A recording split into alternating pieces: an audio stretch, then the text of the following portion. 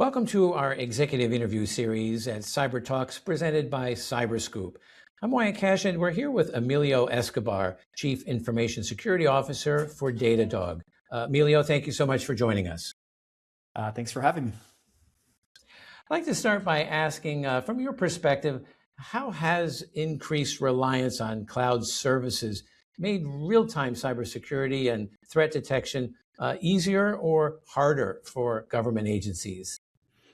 Yeah, no, for sure. So I think cloud adoption has absolutely enabled real-time threat detection for organizations if the right visibility is in place.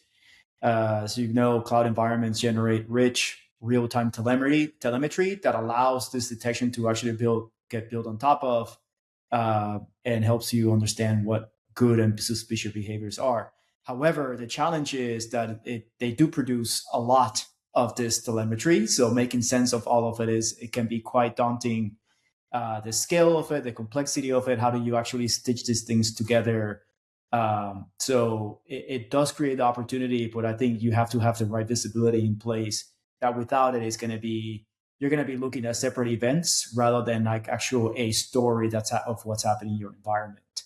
So as agencies are adopting more cloud, they're operating under the stronger zero trust security mandate. You really need to work on this visibility so that you can make sense of this data. Yes, absolutely. Zero trust certainly up the ante for keeping track of all of that. Second, how has the increased use of AI by both defenders but also attackers changed your organization's cybersecurity strategy in the last year, and what lessons can government agencies learn from that? Sure. So I always say that AI has raised the tide, and the tide, both of defenders and attackers also go up. So my recommendation first is to defenders is if attackers are using AI, then why can't you? But we do know attackers are using AI to move faster, scale attacks, make them more credible, which means that they blend in more effectively. So that traditional rule-based approaches are no longer going to scale or be able to keep up with these attacks. So in response, our strategy has been focused around using AI to cut through the noise, really surface what matters.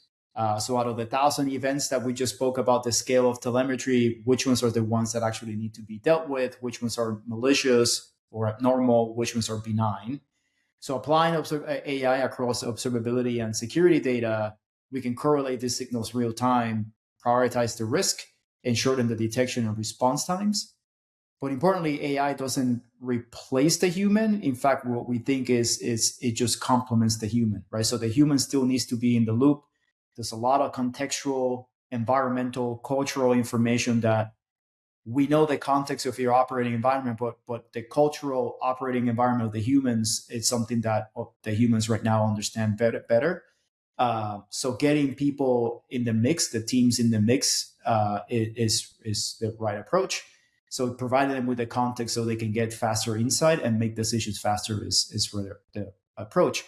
I do know AI brings in regulatory complexities and things of that nature. So this is why the way that we're road mapping AI is with a compliance first approach. So as we expand AI into our GovCloud offerings, we do it very thoughtfully, prioritizing FedRAMP alignment so that customers can easily adopt us rather than making it a burden on their side to adopt AI. And then ultimately, AI is helping us be more effective, moving from reactive defensive to proactive defense.